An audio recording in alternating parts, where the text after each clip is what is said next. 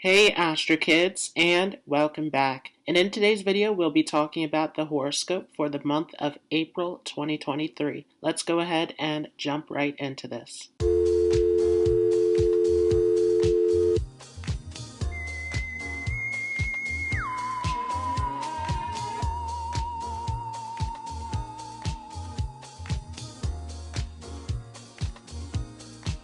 So up on the screen here is a depiction of the different transits that are going to take place during this month of April. And this is a huge month as we are going to have a solar eclipse along with Jupiter finally making its way into the sign of Aries. We have a lot of activity mainly happening within the sign of Aries. So especially for those of you who have a cardinal sign or one of the Kendra signs, or if you have a fire sign, then this is going to be a major month for you. So starting off here, we have a full moon in the Hasta Nakshatra. So this is definitely a time of letting go. The full moon we know is all about bringing things to a place of completion. And Hasta, especially as it is signified by a hand or a fist, is about grasping onto things. So this full moon is all about letting go of those tight attachments that you have that are no longer serving you. The sign of Virgo, as we know, is ruled by Mercury. So there's a lot of analysis, a lot of intellectual powers that are within this sign of Virgo. So this especially is about letting go of anything that you are worrying about, that you are trying to predict that might happen, really getting out of that space of anxiety and overanalyzing, letting go of all of those worries and concerns that no longer serve you. Following this, Venus will enter into its own sign of Taurus on the same day here on the 6th of April. So Venus feels very comfortable in the sign of Taurus. However, when Venus comes into Taurus, it will be hemmed by the Sun and Mars. So this is a bit of a difficult position for Venus to be, as the Sun is definitely an enemy of Venus and Mars is a malefic. So it is in a position where it is being hemmed or restricted by two malefics. So this is a little bit of a difficult period for relationships. You want to be very careful about how you are approaching relationships, not allowing anger or ego to get into the way of your connections. It's very important at this time. This can definitely be a time where you feel like you are stuck in a situation that you can't resolve. As this continues, though, this gets better. Venus being here in its own sign of Taurus, once again, is an excellent position. So as Venus comes out of this hemming by the Sun and Mars, this is definitely going to make relationships very peaceful, very well grounded. You can have a great deal of conversation and communication to work out any sort of conflicts. This is also an excellent time for family, as the sign of Taurus is connected to our early childhood and our sense of family and community. For some of you, Venus can also help you in the area of wealth and business, as Taurus is a very entrepreneurial sign. And Venus, of course, is all about the luxuries of life. So this is an excellent placement. Once again, Venus feels very much at home here in Taurus, so giving you a great sense of comfort and happiness. Following this, on the 14th, the Sun will enter into the sign of Aries. So Sun feels exalted in Aries, especially within the first asterism of Ashwini. So right away, coming into this energy of Sun and Aries, there is a lot of strong energies coming in. This can definitely be a time of feeling a boost in your energy levels for some of you, and really getting a feeling of confidence, of charisma, of really feeling that you are in control of things and moving forward, having that forward momentum. Following this, on the 20th, we will have a solar eclipse. And of course, the solar eclipse is a very inauspicious time, as an eclipse is always where we have a shadow body that is covering up one of our luminaries. So the darkness is blocking out the sun during the eclipse. And in this case, this will be Rahu, which is covering up the sun. So this is definitely a time to not act hastily coming into this solar eclipse. This especially being in the nakshatra of Ashwini, you want to be very careful of any sort of ego issues or any sort of impulsiveness. Ashwini is all about speed. So you want to make sure that you are thinking through all of your decisions during this eclipse.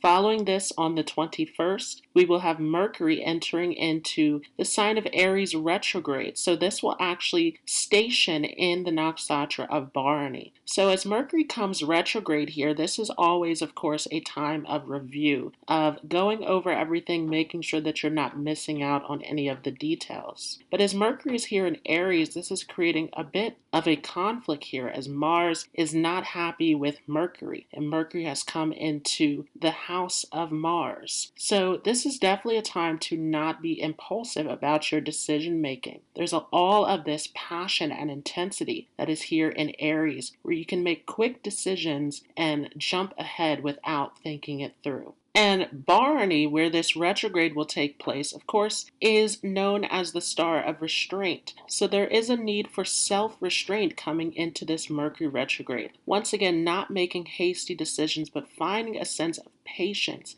and discipline is very important. Later on the 21st, we will finally see Jupiter entering into the sign of Aries. So we've been waiting for this transit for some time now. And Jupiter, of course, is friends with Mars. So this is a very positive transit as Jupiter comes into Aries. But this is not quite like Jupiter was in its own sign of Pisces, where it was more of a hermit, more of a mystic going inward. But here in Aries, Jupiter is very active, very adventurous, very ambitious. So this is a very fiery energy. This is definitely a time of being more outgoing, of being more focused on achieving your goals and pushing forward in life. This is encouraging you to live your life to the fullest and to incorporate a sense of excitement and activity in through this Jupiter in Aries.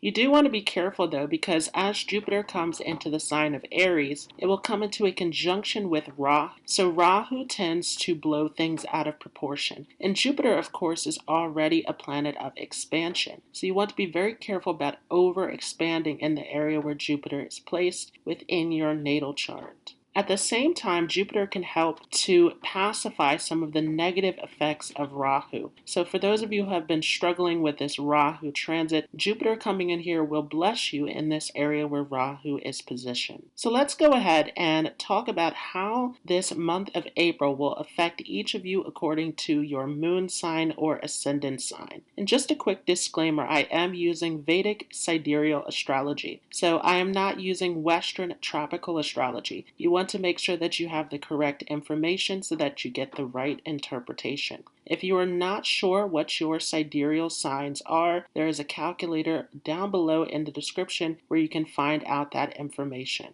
For those of you with a Gemini moon or Gemini ascendant, we will start off the month with a full moon in Virgo. So here in your fourth house of your chart, really focusing on your home environment and finding a space of serenity and peace. For some of you, this is definitely a time of resolving some conflicts and difficulties, especially as moon is ruler of a Marka house in your chart. So definitely a time of settling some disputes, wrapping up some old issues within your life. For some of you, bringing some situations back from the past as well. This full moon here in this fourth house can make you really come to some final decisions about your home environment or making some major changes in the home as well. We will also see Venus, which is entering into Taurus. So back in your 12th house, this really opening up your creativity and imagination. So this is excellent for any kind of creative expression that you are getting into, especially as Libra is a very auspicious sign for you, really opening up those creative centers. Venus, though, back in this 12th house can also make you a little bit overindulgent and overexpansive in your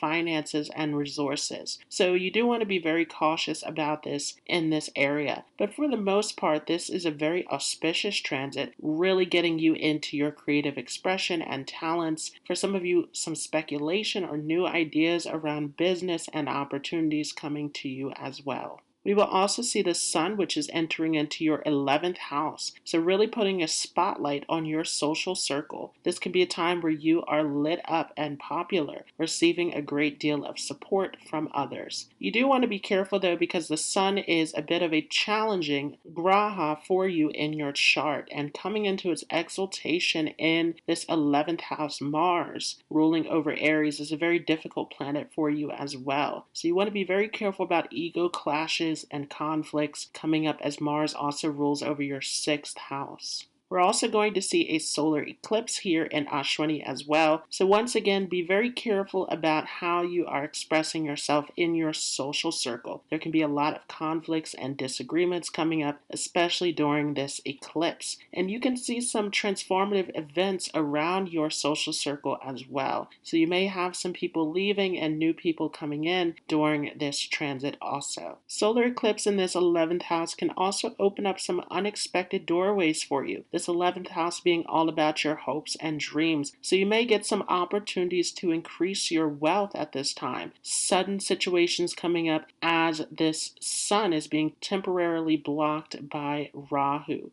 So definitely some sudden factors that are happening here in this 11th house for you. Following this, we will see Mercury stationing retrograde also here in this 11th house. So once again, major changes around your social circle. This is definitely a time to review this area of your life. Mercury coming in here, you want to be very careful about making hasty decisions. You want to take your time to really sit with everything that is going on around your social circle and making sure that you are paying attention to what serves you and what does not. There's some major changes that need to take place in this area for you. And following this, Jupiter will also enter in here. So once again, you're doing some clean out in your social circle. As Jupiter comes in here, it's going to expand this area for you, bringing in some new people. Jupiter, of course, is ruling over your 10th and 7th house as well. So this definitely can be a time where you're also getting some opportunities around your career. This is a time where you can get notice with this 7th and 10th house in play. So definitely some unexpected things happening in your social circle, in your network circle, everything around your career and gains going through some major changes during this month of April.